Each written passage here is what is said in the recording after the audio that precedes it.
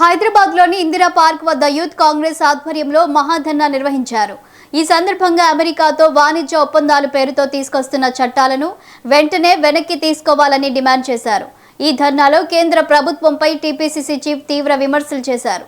ప్రధాని నరేంద్ర మోదీ తలవంచారు, కానీ దేశం తలవంచలేదు అని అన్నారు. అలాగే దేశంలో రాకెట్ సాంకేతిక అభివృద్ధికి రాజీవ్ గాంధీ చేసిన కృషిని ఆయన గుర్తు చేశారు.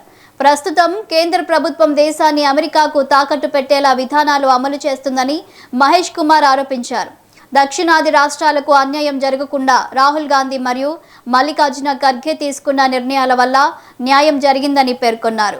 మహిళల సంక్షేమంపై నిజమైన చిత్తశుద్ధి ఉంటే ప్రత్యేక బిల్లు తీసుకురావాలని, మహిళా బిల్లుకు 2023లోనే కాంగ్రెస్ మద్దతు ఇచ్చిందని తెలిపారు. మహిళలకు సమగ్ర న్యాయం చేసిన పార్టీ కాంగ్రెసేనని చెప్పారు. అదేవిధంగా తెలంగాణపై బీజేపీ ఎంపీల వ్యాఖ్యలను ఖండిస్తూ వ్యవసాయ బిల్లులను వెంటనే వెనక్కి తీసుకోవాలని డిమాండ్ చేశారు.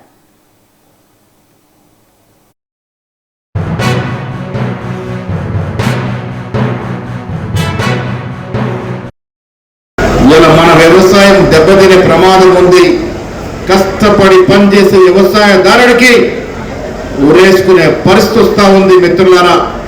అందుకే రాహుల్ గాంధీ గారు, ఖర్గే గారు ఈ ట్రేడ్ని వ్యతిరేకిస్తూ దేశవ్యాప్తంగా ఆందోళన చేస్తున్న తరుణంలో ఇవాళ యువజన కాంగ్రెస్ నేతృత్వంలో ఇంత పెద్ద మహాధర్నా తెలంగాణ రాష్ట్రంలో జరుగుతూ ఉంది అంటే ఒక్కసారి మోడీకి కనువిప్పు కావాలి. ఈ దేశంలో ఉన్నటువంటి వ్యవసాయదారుల్ని, వ్యవసాయ కూలీల్ని ముట్టుకుంటే భస్మం అవుతారనేటువంటి నినాదం ఇలా జరుగుతున్న యువజన కాంగ్రెస్ ఇంత పెద్ద ర్యాలీ ధర్నా ద్వారా తెలియాలని నేను ఈ సందర్భంగా మనవి చేస్తా ఉన్నాను మిత్రులారా. మోడీ గారు గుజరాత్ ముఖ్యమంత్రి అయిన నుండి ఇప్పటి వరకు కూడా అంతా మోసాలే. నయవంచన, ప్రజావంచన, అబద్ధాలు, ఆక్రమణలు, మోసాలు.